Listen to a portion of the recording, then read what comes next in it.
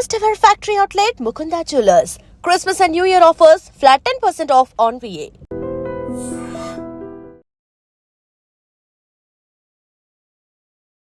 Welcome to iDream media. మనతో పాటు ప్రముఖ యోగా అండ్ స్పిరిచువల్ గురు అరుణాదేవి గారు ఉన్నారు. మ్యామ్ నమస్తే అండి. అంటే జనరల్గా మీరు ఎప్పుడు హిమాలయస్కి వెళ్తారు, అక్కడ సిద్ధులు యోగుల్ని కలుస్తారు, అనేక రకాల విద్యలు నేర్చుకుంటారు, ఎప్పుడు నిరంతరం ఏదో ఒకటి మీరు అభ్యసిస్తూనే ఉంటారు అక్కడ.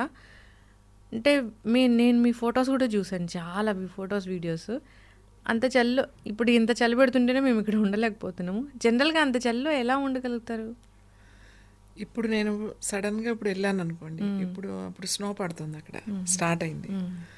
ఈసారి కొంచెం ఎర్లీగా పడింది కొన్ని చోట్ల అసలు పడలేదన్నారు. ఇప్పుడు ఆల్మోస్ట్ నేను చెప్పినప్పుడు 3 feet 4 feet ఉందని అన్నారు. ఇప్పుడు ఇంత చలిలో నేను వెళ్తే ఇక్కడ వెళ్ళగానే నా వల్ల కాదు. ఫస్ట్ ఫుల్ అన్నీ షూస్ అన్నీ వేసుకుని కొన్ని రోజులు ఉండాల్సిందే. నాకైనా అక్కడికి వెళ్తే ఎంత సడన్గా వెళ్తే జలుబు చేస్తుంది, కొంచెము థ్రోట్ ఇన్ఫెక్షన్ అనిపిస్తుంది. మరీ ఒకేసారి వెళ్తాం కదా, సో కొంచెము ఆ హీట్ అంటే ఏదో ఒకటి మంటో ఫైరో వేసుకుని ఎవరైనా ఉండాల్సిందే. కొంత టైం పడుతుంది. అంటే అదే వాతావరణంలో నేను కనీసం ఒక 10 రోజులు ఉంటే 1 week పడుతుంది. 1 week కనుక అదే వాతావరణంలో ఉన్న తర్వాత అప్పుడు మెల్లగా బాడీ కొంచెం అక్కడ అలవాటు అవుతుంది. అలవాటు అయిన తర్వాత అక్కడ ఉండేవాళ్ళు ఉంటారు. ఇప్పుడు అక్కడ ఓన్లీ యోగ మెడిటేషన్ చేసే వాళ్ళే కాదు, ఆ కొండల మీద ఉన్న నార్మల్ వాళ్ళు కూడా ఉంటారు, పెద్ద పెద్ద వాళ్ళు ఉంటారు. ఆ మంచులోనే ఆ ఇల్లు ముందు మంచు ఉంటుంది ఫుల్గా, ఆ స్నోలోనే ఉంటారు. ఆ ఎత్తైన పెద్ద పెద్ద కొండల మీద ఆ మంచులో ఉంటారు వాళ్ళకి అది అలవాటు. ఎందుకంటే నార్మల్గా ఉండే వాళ్ళు ఉంటారు ఉంటారు అంటే యంగ్ వాళ్ళు, వీళ్ళు పని చేసుకునే వాళ్ళంతా మాత్రం అక్కడ ఏం పని ఉండదు కదా, ఏం పండవు, ఏం పని ఉండదు. కిందకు వచ్చేస్తారు. కొంతమంది నార్త్ ఇటు ఢిల్లీ అటువైపు వచ్చి ఏదో పని చేసుకుంటారు. లేకపోతే ఈ మొత్తము ఈ స్వెటర్లు లేకపోతే ఇట్లాంటివన్నీ ఉండి వాళ్ళ హెర్బ్స్ ఇలాంటివన్నీ అవన్నీ తీసుకుని కొంతమంది మామూలుగా కింద పని చేసుకోవడానికి వచ్చేస్తారు. 6 నెలలు మాట. మళ్ళీ వాళ్ళకి ఇదంతా అయిపోయి మార్చ్ కూడా వాళ్ళకి వింటరే, ఏప్రిల్ మే ఆ టైంకి మళ్ళీ వెళ్ళిపోతారు. అంటే మంచు అంతా పోతుంది అన్నమాట. వాళ్ళు అప్పుడు వ్యవసాయం ఏదన్నా చేసుకుంటారు, పంటలు వేస్తారు. వాళ్ళు చాలా హర్బ్స్ అక్కడ కలెక్ట్ చేసుకుంటారు, ఇవన్నీ చేసుకుంటారు, పనులు చేసుకుంటారు, పండించుకుంటారు. మళ్ళీ సీజన్కి సరిపడగా అన్నీ పెట్టుకుంటారు. మళ్ళీ కొంతమంది అసలు అక్కడే ఉండిపోతారు. ఈవెన్ ఇప్పుడు మీరు టిబెట్ అట వెళ్ళారనుకోండి, అక్కడ ఏం చేస్తారంటే కొంతమంది పని చేసుకునే వాళ్ళు వెళ్ళిపోతారు, కొంతమంది వెళ్ళరు. ఆ 6 months బాగా పని చేసుకుంటారు. ఇంకా వింటర్లో ఏం చేస్తారంటే ఇంట్లోనే ఉంటారు, మంచిగా తాగుతారు, మంచిగా చదువుకుంటారు. వాళ్ళు బాగా మెడిటేషన్ చేస్తూ ఉంటారు, జపం చేస్తూ ఉంటారు. వాళ్ళు ఏవైతే ఉన్నాయో టిబెటియన్ లాంగ్వేజ్లో వాళ్ళ బుద్ధ ఇది ఉంటుంది కదా, అవి చదువుకుంటూ ఉంటారు. పెద్దవాళ్ళు అయితే ఇంకా అదే పని. అవును, స్వెటర్స్ వేసుకుంటారు, షూ వేసుకుంటారు, చలి నుంచి ప్రొటెక్ట్ చేసుకుంటారు, మంచు నుంచి ప్రొటెక్ట్ చేసుకుంటారు. అదంతా ఓకే నార్మల్ పీపుల్కి. ఇప్పుడు వీళ్ళు ఎలా ఉండగలుగుతారు? అసలు వాళ్ళ యొక్క డ్రెస్సే సరిగా ఉండదు. అంటే అది బ్రీతింగ్, ఏదైనా సరే ప్రాణాయామం. ఎందుకంటే రెగ్యులర్ అక్కడే ఉండి అక్కడే ప్రాక్టీస్ చేస్తారు కాబట్టి ఆ బాడీలో హీట్ అనేది ఉంటుంది అన్నమాట. మనము సూర్యనాడిని బాగా యాక్టివ్ చేసుకున్నాం అనుకోండి, సో బాడీలో హీట్ అనేది ఉంటుంది. ఆ హీట్ బాగా ఉన్నప్పుడు మీకు పెద్ద ఇదేమనిపించదు. అంటే మీరు జనరల్గా ఏదన్నా వీడియోస్ చూస్తుంటారు, ఏదో మంచులో కూర్చుని తపస్సు చేసినట్టు. ఇప్పుడు మనకి కేవ్స్ లాగా ఏం కనపడవు, కొండలు, స్నో ఉంటుంది. అక్కడ ఎక్కడో కేవ్ ఉంటుంది, అందులో ఉంటారు కొంతమంది. ఆ లోపలికి ఉంటారు, ఆ కేవ్ లోపలికి ఉంటుంది అనమాట. ఆ పట్టే దారి చిన్నదే ఇంతే ఉంటుంది, కానీ లోపలికి వెళ్తే ఇంతకన్నా పెద్ద హాల్ లాగా ఉంటుంది. లోపలికి వెళ్ళిన తర్వాత అంత చలి ఏమి ఉండదు వాళ్ళకి. ఎప్పుడు ఒకటి కొంచెం ఫైర్ వేసుకుంటారు లోపల కూర్చొని వాళ్ళ ప్రాక్టీస్ వాళ్ళు చేసుకుంటారు. ఎప్పుడు బయటకు వస్తారంటే కొంచెం ఏదైనా స్నానం చేయడానికి, వాటర్ నీళ్ళు తీసుకెళ్ళడానికి అందులోంచి బయటకు వచ్చి మళ్ళీ ఏమన్నా తీసుకుని వెళ్తారు. ఇంకా కొంతమంది ప్రాక్టీస్ చేసేటప్పుడు అక్కడే అలా నెలలు ఏం కూర్చోరు, కొంచెం సేపు కూర్చుంటారు. బాగా స్నో పడుతుంది అనుకోండి, బాగా చలి పడుతుంది అనుకోండి, 1 గంట కూర్చుంటారేమో, బాగా 2 గంటలు కూర్చుంటారేమో. మ్యామ్, అయితే అక్కడ మునులు ఋషులు కొన్ని కేవ్స్ ఉంటాయి, వాటిలో ఉంటారా? అంటే అక్కడ నార్మల్ టెంపరేచర్ ఉంటుందా మళ్ళీ? అంటే మామూలుగా బయట అంత ఘోరంగా ఉండదు, లోపల లోపల మనం ఉండొచ్చు. మీరైనా ఎవరైనా ఆ లోపలికి వెళ్ళినప్పుడు మనం ఉండొచ్చు, ఏదో ఒకటి కప్పుకోవడానికి ఉంటాయి, ఉండొచ్చు. కానీ బయటకు వస్తాను చూడండి, అప్పుడు చాలా కష్టం ఉండడం. నార్మల్ పీపుల్ ఇప్పుడు సడన్గా మిమ్మల్ని అంత చలిలో ఒక స్నోలో పడేస్తే ఎవరికైనా ఇబ్బందే కదా. కానీ అక్కడ ఉన్న వాళ్ళకి ఇబ్బంది ఉండదు, ఎందుకంటే ఆ సీజన్స్కి తట్టుకునే ఇది ఉంటుంది కాబట్టి. ఇంకా అంత లోపల అలా కొంతమంది ఇప్పుడు తక్కువ మంది ఉన్నారు, కానీ ఇంతకుముందు 10 years బ్యాక్ 15 years బ్యాక్ అప్పుడు వెళ్తే అక్కడ మీకు ఎవరో ఒకళ్ళు కనపడుతూనే ఉంటారు, ఎవరో ఒకళ్ళు. కానీ మనకు కనపడే వాళ్ళు తక్కువ ఉంటారు, ఒకళ్ళిద్దరు. కనపడిన వాళ్ళు ఎక్కువ మంది ఉంటారు, సూక్ష్మ. వాళ్ళు ప్రాక్టీస్ కూర్చున్నారు అంటే ఒక నెలకలు వేస్తారో 2 నెలలు వేస్తారో, లేకపోతే లేవకపోవచ్చు.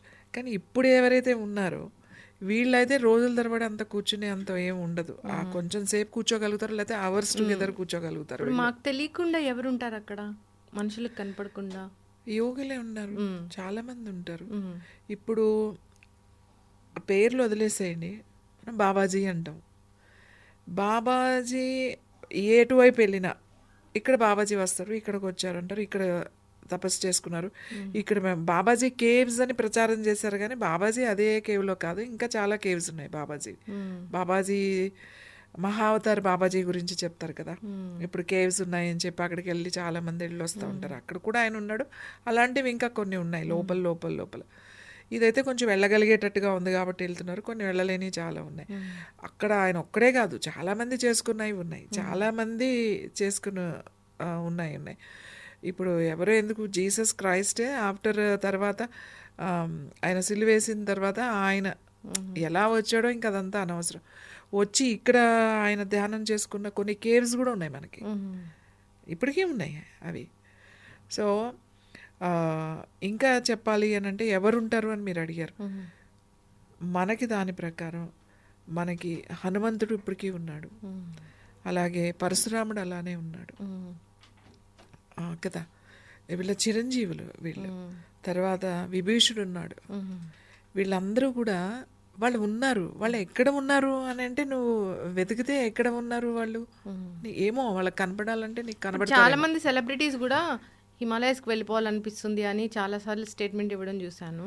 అంటే వెళ్ళిపోవాలనిపిస్తుంది అంటే ఇంకా అంతేనా, ఇంకా అక్కడితో వాళ్ళు అక్కడే ఉండిపోవాలనుకుంటారా, ఏం జరుగుతుంది అసలు? అక్కడికి వెళ్ళిపోవాలని అంటే ఇంకా ఏముంటుంది అక్కడ, ప్రశాంతమైన వాతావరణం, ప్రశాంతంగా ఏమి డిస్టర్బెన్స్ ఉండదు. మనుషులు అనేవాడు పెద్ద కనపడరు, ఎక్కడో కనపడితే ఒకళ్ళు ఇద్దరు కనపడతారు.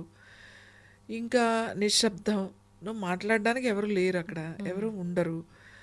ఏదో జపమో లేకపోతే ధ్యానమో ఏదో ఒకటి అలా చేసుకుంటూ అలా ఉండిపోతారు కొంతమంది. కానీ అనుకుంటారు తప్ప ఉండలేరు. ఎందుకంటే చాలామంది మనం చూసినప్పుడు అబ్బా ఎంత బాగుంది ఇక్కడ ఉండిపోవాలనిపిస్తుంది అంటే 1 రోజు 2 రోజులు 3 రోజులు తర్వాత పిచ్చెక్కుద్ది. మాట్లాడడానికి ఒక మనిషి లేడు, చూడ్డానికి ఎవడు లేడు, తినడానికి సరైన పెద్ద తిండి లేదు. మనం ఎక్కడికి వెళ్ళినా తిండి కావాలి కదా ఫస్ట్, ఏమీ లేవు. అలా ఉండాలంటే 1 రోజు 2-3 రోజుల తర్వాత ఏం చేయాలి అని అనిపిస్తుంది. నిజంగా ధ్యానం చేసుకునేవాడికి ఇవన్నీ వీటితో పని లేదు, ఏం చేయాలి అనే ఒక క్వశ్చన్ కూడా ఉండదు. ఎప్పుడైనా సన్యాసం తీసుకున్న వాళ్ళైతే అక్కడికి వెళ్తారా? ఏమీ చేయకుండా ఉండడమే ఒక స్థితి అది. అలా ఉండడం అనేది గొప్ప విషయం. నువ్వు ఉండలేవు, ఎవరంటే వాళ్ళు వెళ్ళి ఉండలేరు. ఏదో 4 రోజులు వెళ్ళి ఉండమంటే ఉంటారు.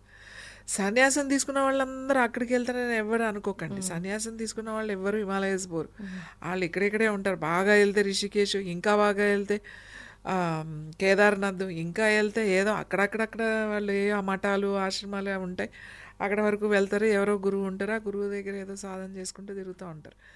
అసలు ఇలా అంత ప్రాక్టీస్ చేసేవాళ్ళు నాకు తెలిసి చాలా తక్కువ మంది, ఎవరు వెళ్ళి చేయరు. మీరు ఎందుకు వెళ్తారు అక్కడికి? నాకు అక్కడ ఇప్పుడు చెప్పాను కదా, మా తాతమ్మ గారు సాదమ్మ గారు ఆశ్రమం అక్కడ ఒకటి ఉంది. అంటే ఆవిడ వాళ్ళ గురువు గారికి కట్టింది ఉంది, వాళ్ళ గురువు గారి కోసం ఒక ఆశ్రమం కట్టింది, నేర్చుకోవడానికి, విద్య కోసం, ప్రాక్టీస్ అంటే నేర్చుకోవడానికి కాదు. ఇంకెప్పుడు నేర్చుకునేది ఏముంటుంది.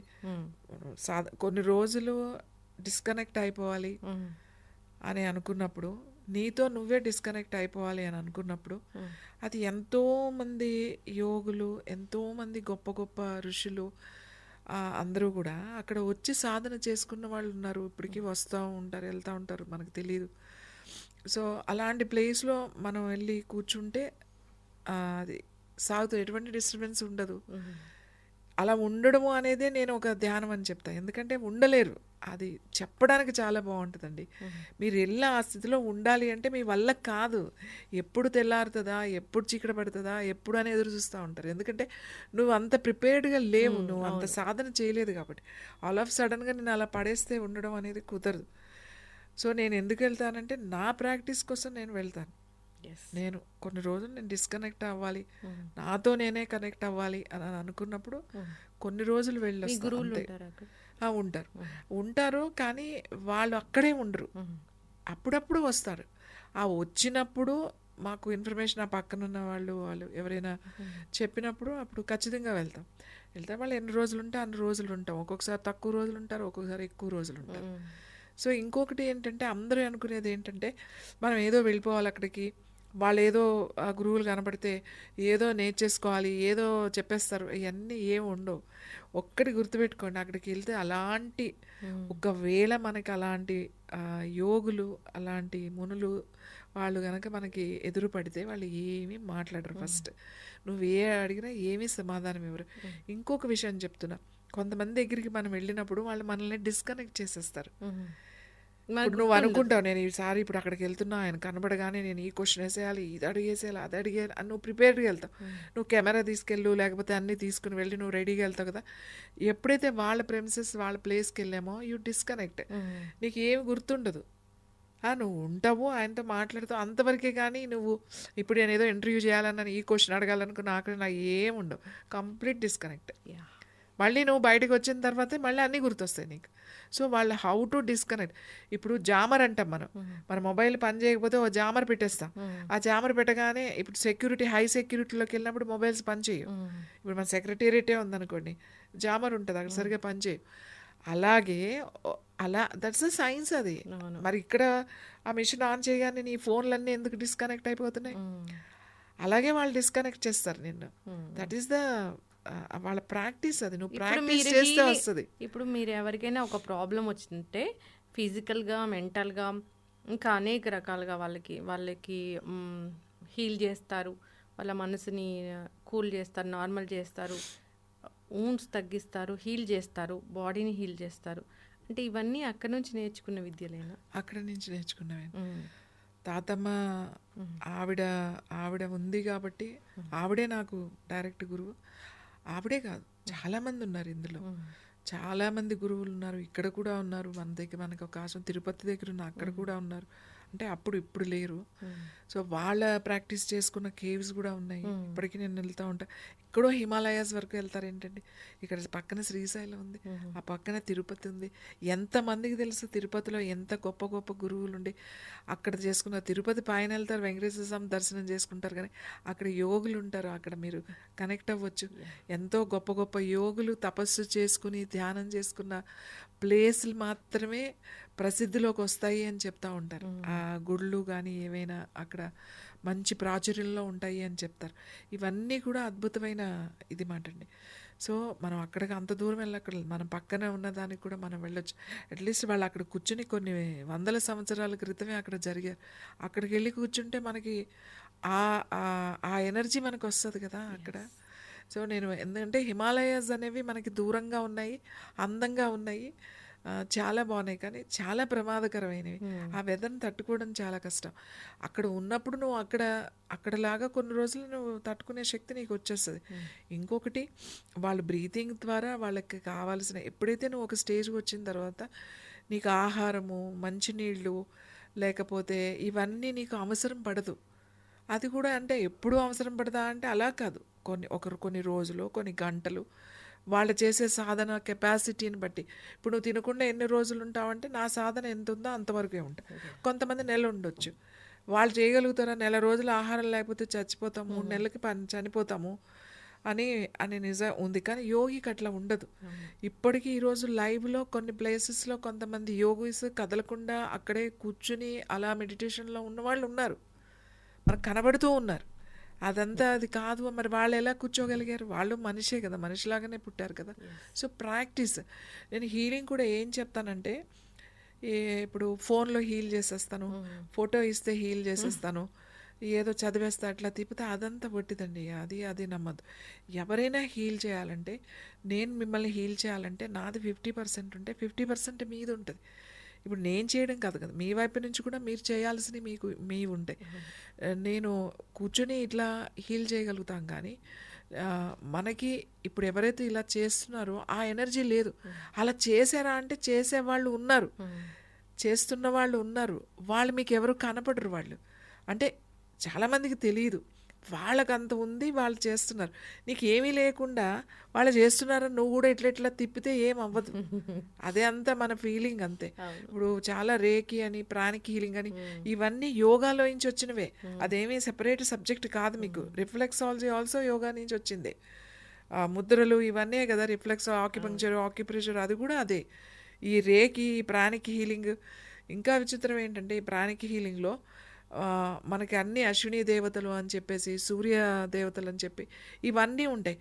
వాళ్ళు ఇక్కడికి ఇండియా వచ్చి వాళ్ళు ఇక్కడ సాధన చేసుకుని వాళ్ళు అక్కడికి వెళ్ళి వాళ్ళ భాషలో వాళ్ళు ఇప్పుడు టిబెటన్ వచ్చి మన ఇక్కడ బుద్ధిజం అంతా చదువుకుని వాళ్ళు ప్రాక్టీస్ చేసి నేర్చుకుని అక్కడికి వెళ్ళి వాళ్ళ లాంగ్వేజ్లో రాశారు. వాళ్ళ లాంగ్వేజ్లో రాసినప్పుడు వాళ్ళకి తెలిసిన పేర్లు అక్కడున్న పేర్లు ఉంటాయి. ఈ ప్రాణిక్ హీలింగ్ కూడా అంత ఇదేంటి మైఖేల్ అని ఇలా ఉంటుంది. వాళ్ళు పేర్లు మార్చారు అంతే. వాళ్ళది అది వేరే సబ్జెక్టు కాదు, అది ఏది కాదు. ఇక్కడ అశ్విని దేవతలు అంటాం, అక్కడ మైకేల్ ఇంకా ఏదో అంటారు. అది అంటే వాళ్ళు మార్చడం తప్పు కాదు. వాళ్ళు అక్కడ వాడుకలో అక్కడ ఉన్న వాళ్ళకి అర్థమయ్యేటట్టుగా వాళ్ళు తయారు చేసుకున్నారు దీన్ని. మన నేటివ్ లో మనకు ఒకటి ఉంది, దాన్ని ఫాలో కావాలి. వాళ్ళు మనకు ఉంది కదా ఆల్రెడీ.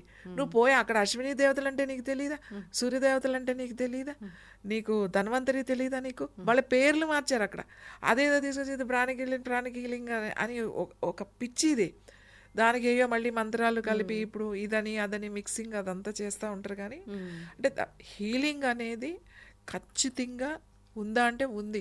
కానీ నువ్వు హీల్ చేయాలంటే ఫస్ట్ నీ ప్రాక్టీస్ ఎంత, నీ సాధన ఎంత నువ్వు హీల్ చేయడానికి. ఎవరైతే సాధన చేస్తున్నారో వాళ్ళు మాత్రమే హీల్ చేయగలుగుతారు. ఊరికి అది నేర్చేసుకుని చదివేసుకుని అది ఎగ్జామ్స్ రాసేసి పాస్ అయిపోయి అది వచ్చేసి హీలింగ్ చేస్తానంటే కుదరదు. ఇదేమీ సైకాలజీ, సైక్రాటిక్ సబ్జెక్ట్ కాదు చదువుకుని కౌన్సిలింగ్ ఇవ్వడం అనేది. This are traditional. దానికి ఒక ప్రాక్టీస్ ఉండాలి, దానికి ఒక పద్ధతి ఉండాలి, కొన్ని ఆచరించాలి. దీనికి ఒక యంత్రం ఉంటుంది, మంత్రం ఉంటుంది, తంత్రం ఉంటుంది, ఇవన్నీ ఉంటాయి. ఇవన్నీ నువ్వు పాటించినప్పుడే నువ్వు చేయగలుగుతావు. చక్కటి ఇన్ఫర్మేషన్ మ్యామ్. హిమాలయస్కి మీరు తరచూ వెళ్తూ ఉంటారు, రకరకాల విద్యలు అభ్యసించారు, అక్కడ యోగులు, సిద్ధులు ఉంటారు, వాళ్ళని మీరు కలుస్తుంటారు, మీ గురువులు ఉంటారు అక్కడ. అయితే నార్మల్ పీపుల్ కూడా హిమాలయస్కి వెళ్ళాలనుకుంటారు. అది అంటే కొన్ని రోజులు మాత్రమే ఉండగలుగుతారు. అక్కడ ఉండాలి అనే సంకల్పం అనేది అది వేరే ఉంటుంది. మనం దాన్ని డిఫైన్ చేయలేము. సో మీలాంటి గురువులు ఏంటంటే అక్కడ అభ్యసించిన విద్యలు, ఆ పరంపరంగా వచ్చినవి, వాటితోని మంత్రం, తంత్రం, యంత్రం ఇలాగా హీల్ చేస్తూ ఉంటారు. సో ఎవరికైనా ఏదైనా మానసిక ఇబ్బంది ఇలా ఉన్నా ఒకసారి కాంటాక్ట్ చేయాలని కోరుకుంటున్నాం. బాగా రిచ్ పర్సన్ చనిపోతే వాళ్ళ ఆత్మ చాలా బాధపడుకుంటూ వెళ్తుంది. ఒక డబ్బు లేని వాళ్ళు చనిపోతే వాళ్ళ ఆత్మ చాలా హ్యాపీగా వెళ్తుంది. ఎందుకంటే నేను నెక్స్ట్ జన్మ రిచ్గా వస్తాను, అట్లా ఉంటుందా? అట్లా ఏమి ఉండదండి. యాక్చువల్లీ మనకి దీనికి అసలు నిజంగా ఆత్మ ఉందా, ఒకవేళ మనం చనిపోయిన తర్వాత మనము ఎలా ఉంటాం, మన ఆత్మ ఉంటే ఎలా ఉంటుంది అనేది చాలా క్లియర్గా మనకి గరుడ పురాణంలో రాశారు. గరుడ పురాణాన్ని బట్టి మనం తీసుకుంటే చూడండి, మనం ఎవరైనా చనిపోయిన తర్వాత మనకు కొన్ని పద్ధతులు ఉంటాయి, రిచువల్స్ ఉంటాయి. చనిపోయిన తర్వాత దశదిన కర్మ అని చేస్తాం 11వ రోజు. అంటే ఇంక 11వ రోజు అయిపోతుంది. ఆత్మ అంటే మన శరీరం వదిలేసిన తర్వాత ఆత్మ 11 రోజులు ఇక్కడే ఉంటుంది, ఎక్కడికి వెళ్ళదు. ఆ ఇంటి చుట్టూ, లేకపోతే ఆ బాడీని చూసుకుంటా, బాడీని మనం అందుకే దాన్ని ఫైర్ అంటే అగ్నిలోనే మనం చేసి బూడిద చేసేస్తాం. మళ్ళీ ఆ బూడిదని తీసుకెళ్ళి నీళ్ళల్లో కలిపేస్తాం. అక్కడ ఏమీ లేదు, అయిపోయింది, ఇంకా నథింగ్, ఇక్కడ నీకు ఏమీ లేదు అని. సో ఈ ఆత్మ మనం చనిపోయిన తర్వాత ఈ ఆత్మ వెళ్ళి శరీరం అంటే దానికి శరీరం ఈ శరీరం లేదు, కానీ యాతన శరీరం అని ఒకటి ఉంటుందన్నమాట. అంటే అందులో ఉంటుందన్నమాట, అన్నీ చూస్తూ ఉంటుంది. నా కూతురు లేకపోతే నా వాళ్ళు లేకపోతే ఇవన్నీ గుర్తుంటాయి, ఇంకా ఆ ఆత్మకి ఇంకా అన్నీ గుర్తుంటాయి. అంటే ఈ జన్మలో ఏంటి అనేది అన్నీ గుర్తుంటాయి. ఎప్పుడైతే నువ్వు 10 రోజుల తర్వాత ఆ దశదిన కర్మ అది చేసి ఆ పిండం చేసి ఇచ్చేస్తామో ఇంకా అక్కడి నుంచి ప్రయాణం స్టార్ట్ అవుతుంది అన్నమాట. అంటే ఆ రోజు నువ్వు ఎప్పుడైనా మన శ్మశానంలో అది అయిపోయిన తర్వాత ఒక రాయి తీసుకొస్తారు, ఒక చిన్న రాయికి పెట్టి స్నానం చేపిస్తారు, మంచినీళ్ళు ఇస్తారు, అన్నం పెడతారు, అన్నీ పెడతారు, అవన్నీ చేస్తారు. ఒక మనిషికి ఏం కావాలో అన్నీ చేస్తారు, అన్నీ పెడతారు. 11వ రోజు పెట్టేసిన తర్వాత ఇంక ప్రయాణం స్టార్ట్ అవుతుంది. ఎక్కడికి వెళ్తారు వీళ్ళు? మనకి 3 లోకాలు ఉంటాయంటారు. వసులోకం, ఆదిత్యలోకం, రుద్రలోకం అని అంటారు. సో వాళ్ళు ఒకవేళ మనకు నరకం ఉంది, స్వర్గానికి ఉంది, నరకానికి వెళ్ళే వాళ్ళు నరకం నుంచి వెళ్తారు, స్వర్గానికి వెళ్ళే వాళ్ళు డైరెక్ట్ స్వర్గానికి వెళ్తారు. అది గరుడ పురాణం చెప్తుంది. నరకానికి వెళ్ళే వాళ్ళే ఉన్నారనుకోండి, వాళ్ళు మనల్ని కొడుతూనే ఉంటారట ఆ ప్రయాణంలో. అంటే అప్పుడు ఆ బాడీకి తెలుస్తుంది ఆ పెయిన్ అంతా? తెలుస్తుంది, డెఫినెట్గా ఆత్మకి తెలుస్తుంది పెయిన్. ఎందుకంటే ఆత్మని అక్కడ ఆపేస్తారట, వాళ్ళు వెళ్ళనీయరంట. అంటే వాళ్ళు మళ్ళీ నెక్స్ట్ వెళ్తారు, కానీ వాళ్ళు చేసిన తప్పులన్నీ ఇక్కడ పనిష్మెంట్ అయిపోయిన తర్వాత వెళ్తారన్నమాట అన్నిటికీ. సో ఈ జర్నీ ఉంటుంది అన్నమాట. ఈ జర్నీలో ఈ లోకాలు ఉంటాయి కదా, ఈ లోకాలు ఏమి పక్క పక్కన లేవు. ఒక లోకం నుంచి వెళ్ళాలంటే ప్రయాణం చేయాలి. వాళ్ళు ప్రయాణం మొదలు పెడితే మనకి 365 రోజులు అయితే వాళ్ళకి 24 గంటలు ఒక్కరోజు. అందుకే మనకు మళ్ళీ సంవత్సరీకం ఉంటుంది. ప్రతి సంవత్సరం కూడా సంవత్సరీకం చేస్తాం. ఇప్పుడు ఏంటంటే మన వాళ్ళు సంవత్సరీకం చేసేసాక తర్వాత పెద్దగా పట్టించుకోరు. ఎవ్రీ ఇయర్ చేయట్లే కదా మనం మళ్ళీ ఎవ్రీ అంటే తిథులు అంటాం కదా, తిథి రోజున వాళ్ళ తిథి ఎప్పుడు చనిపోయారో వాళ్ళ తిథి ఉంటుంది.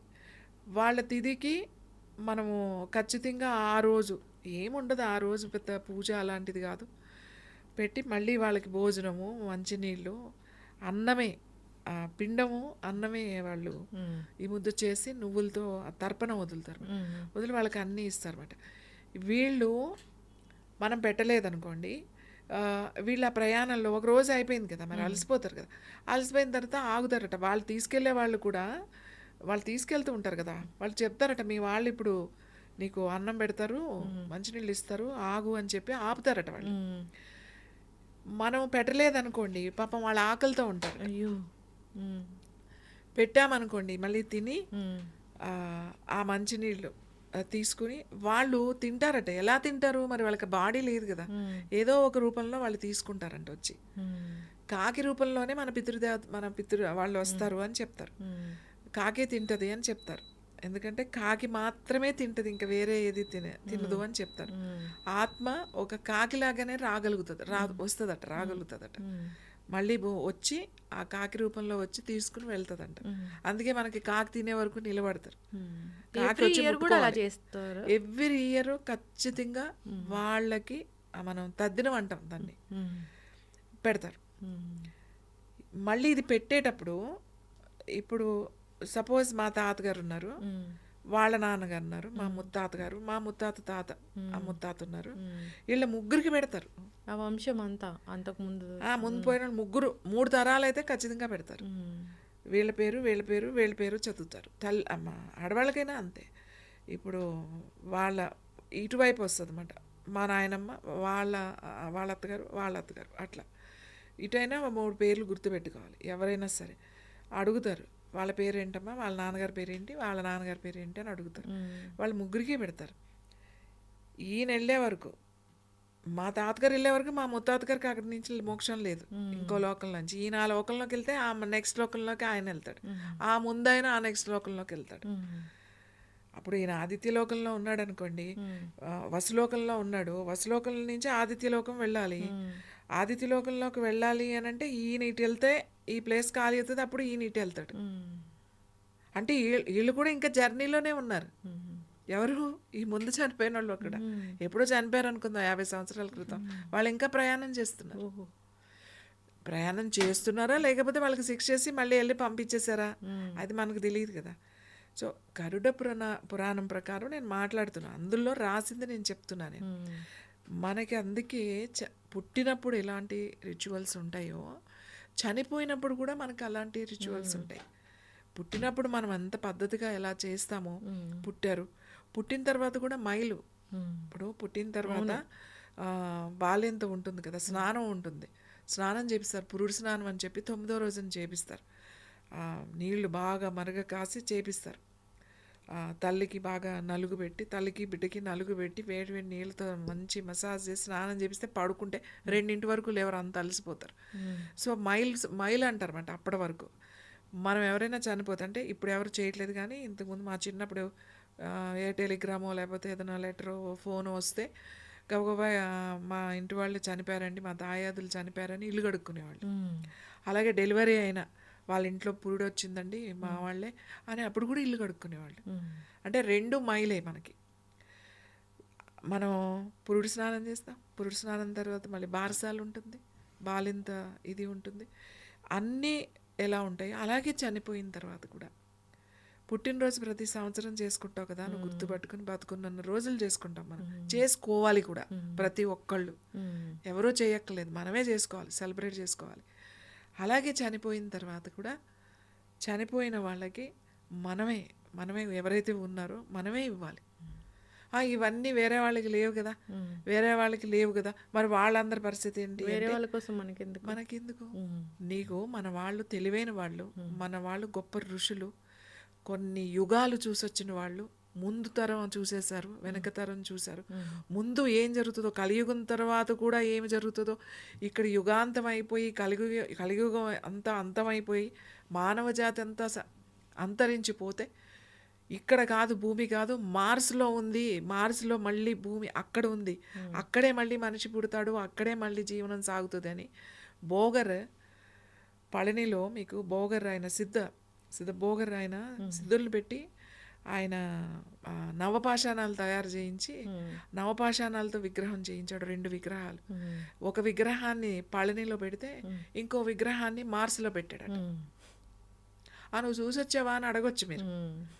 నువ్వు చూసొచ్చా? ఎవరు చూడలేదు, నేను ఇవన్నీ కూడా మనం చూసొచ్చాం. కానీ ఎవరైతే అది చూసారో, ఎవరైతే రాశారో వాళ్ళు రాశారు కదా, అది నిజం, అది నువ్వు నమ్మాలి. ఇదంతా సైన్స్ ఇది. నువ్వు అంటే మన నమ్మకం ప్రకారం మనకి చనిపోయిన తర్వాత కూడా మనకి ఆత్మ ఉంది. ఈ ఆత్మ మళ్ళీ పుడుతుందా, మళ్ళీ పుట్టాడే అనుకుందాం, నీకు తెలియదు కదా. వెంటనే పుడతారా? ఒక 10 years 15 years తర్వాత పుడతారు. 10 years పట్టొచ్చు, 15 years పట్టొచ్చు, లేకపోతే వెంటనే అవ్వచ్చు. అది నువ్వు చేసే కర్మలను బట్టి ఉంటుంది. అక్కడ నిర్ణయించేది నువ్వు కాదు కదా. ఏమో వెంటనే వెళ్ళాలంటే వెంటనే పంపిస్తారేమో వాళ్ళు, నాకు తెలియదు. అవును, అంటే వాళ్ళు ఉంటారేమో ఒక్కొక్క గేట్ దగ్గర. నువ్వు వెళ్ళేటప్పుడు నువ్వు ఇది చేసావు కదా, ఇది అనుభవించి, ఇది చేసావు కదా, వేయిస్తారట, నూనెలో వేసి వేయిస్తారు, కొరడాలు పెట్టి కొడతారు. ఇవన్నీ దాంట్లో ఉన్నాయి. అంటే నువ్వు తప్పు చేస్తే ఇక్కడ తప్పించుకున్నావేమో, అక్కడ తప్పించుకోలేవు, ఇక్కడ కూడా తప్పించుకోలేవు. నేనేం చెప్తా అంటే ఇక్కడ కూడా తప్పించుకోలేవు. ఈ రోజు చేసిన కర్మ ఈ రోజే, ఈనాటిది మరునాడే, అది ఎప్పటికీ నువ్వు తప్పించుకోలేవు. అక్కడికి వెళ్తే ఇంకా పెద్ద శిక్షలు ఉన్నాయి, ఇక్కడుంటే చిన్న శిక్షలు ఉన్నాయేమో ఎవరికి చెప్పకుండా, అక్కడికి వెళ్తే చాలా పెద్ద శిక్షలు ఉన్నాయి. అప్పుడు ఆత్మ చాలా హ్యాపీగా వెళ్ళాలి అంటే మన రిచువల్స్ అన్నిటిని మనం ఖచ్చితంగా చేయాలి. ఇది ఎవరు చేయలేని వాళ్ళు ఉన్నారండి, ఎవరో ఒకళ్ళు చేస్తారు. ఇప్పుడు ఎవరు లేని వాళ్ళు రోడ్డు మీద ఎవరు చెప్తే మున్సిపాలిటీ వాళ్ళు చేస్తారు. ఎవరు ఇలానే చేయాలని లేదు.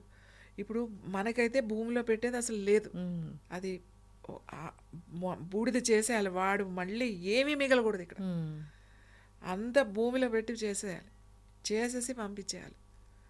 మన ఇది బూడిద కూడా ఉంచదు, బూడిదని కూడా తీసుకెళ్ళి నీళ్ళల్లో వేసి. అవును, ఎందుకంటే మన ఎముక ఆస్తికులు ఉంటాయి కదా, మిగిలితే ఆస్తులన్నీ ఏరుతారు, అవి తీసుకెళ్ళి ఎక్కడో కలుపుతారు. మనకి గంగలో కలపండి, లేకపోతే సముద్రంలోనూ నదుల్లోనూ కలుపుతారు. మనకి ఏమీ లేకపోతే చెరువులో అన్న కలుపుతారు, కాలువల్లో కలుపుతారు. నదిలోకి తీసుకెళ్తారు. ఆ ఒక ఎముక నార్మల్గా అది మొత్తం ఇది అవ్వాలంటే 500 సంవత్సరాలు పడుతుంది.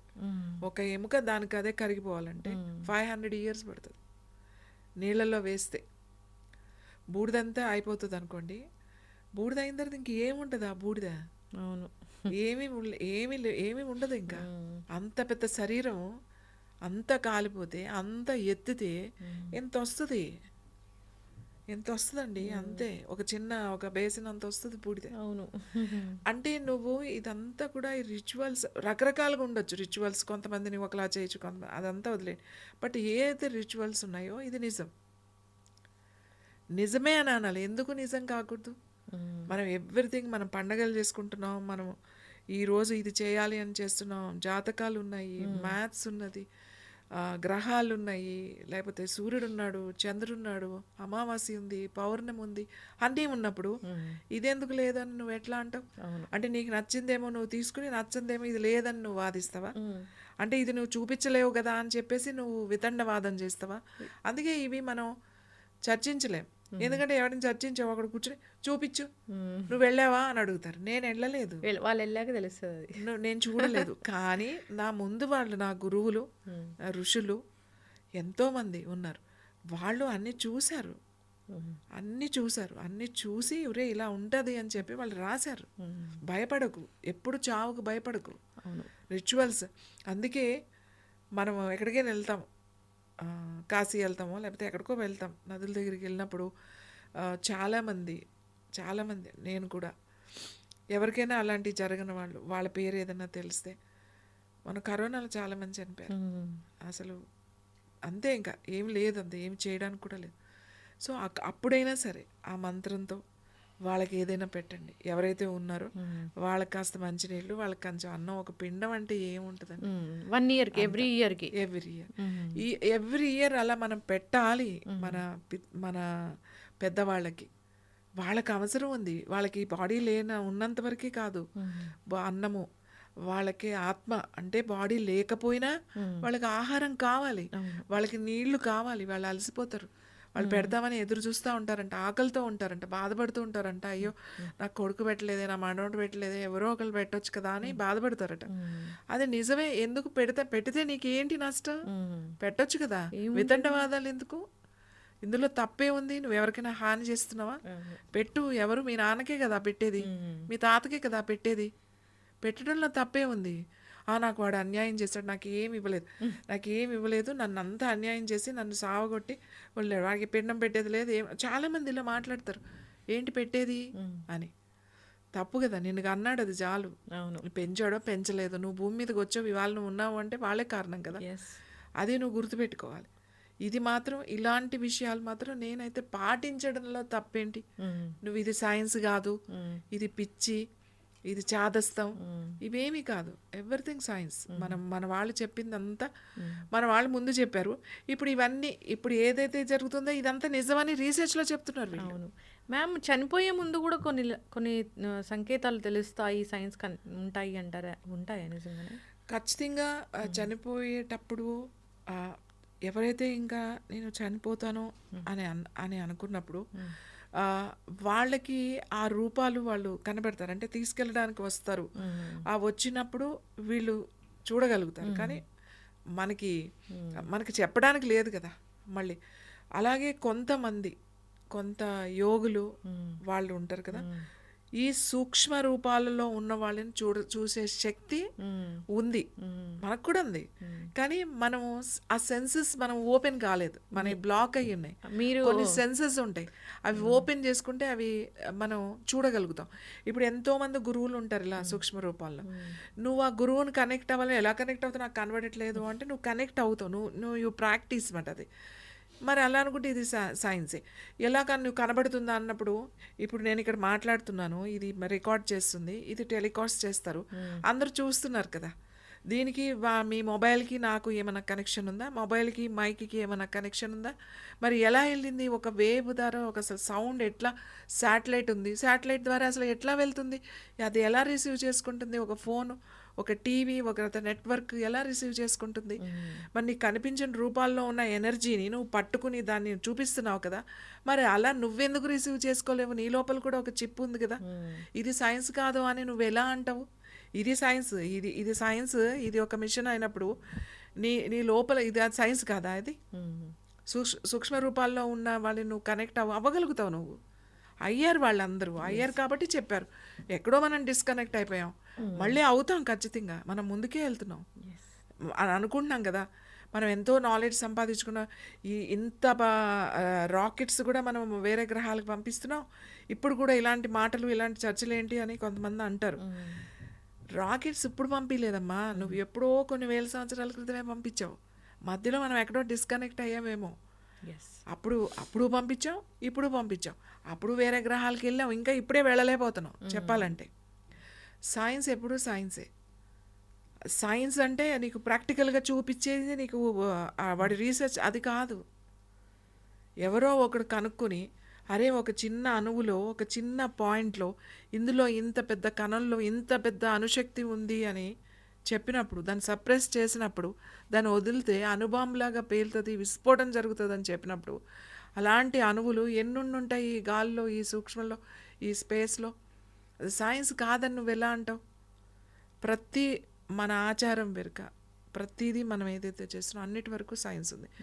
కానీ ఎక్కడో కొంచెమో అతిగా చేయడమో లేకపోతే అనవసరంగా మనం చేయడమో కొన్ని యాడ్ అయినాయే తప్ప అసలు ఏదైతే రూట్ ఏదైతే ఉందో అది మాత్రం కరెక్ట్.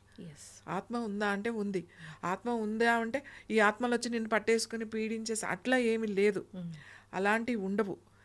ఆత్మ ఒకసారి వెళ్ళిపోతే నిన్ను పట్టుకుని నిన్ను ఏడిపించడాలు, నిన్ను ఇది చేయడాలు, ఆత్మ బాధపడుతుందేమో కానీ వచ్చి నీ మీదకి వచ్చి వేరే చేయడాలు అదంతా లేదు. ఆత్మ ఉందా అంటే ఉంది, సూక్ష్మ రూపంలో ఉంది. ఇట్లా చూస్తే ఇట్లా ఒక లైట్ ఇలా పడుతున్నప్పుడు మీరు ఇట్లా చూస్తున్నప్పుడు చిన్న సూక్ష్మ ఇది కనబడుతూ ఉంటాయి, ఇలా తిరుగుతూ ఉంటాయి చిన్న చిన్న.